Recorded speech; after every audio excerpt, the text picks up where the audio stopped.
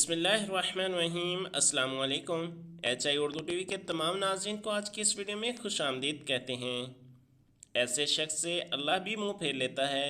रसूलुल्लाह सल्लल्लाहु अलैहि वसल्लम मस्जिद में तशरीफ़ फरमा थे कि तीन आदमी बाहर से आए।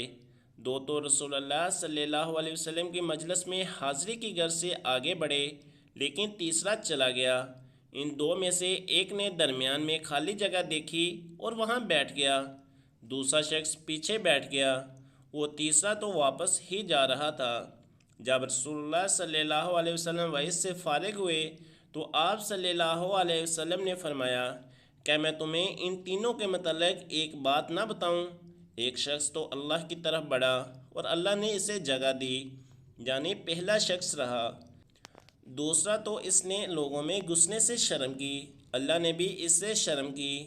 तीसरे ने मुंह फेर लिया, इसलिए अल्लाह ने भी इसकी तरफ से मुंह फेर लिया।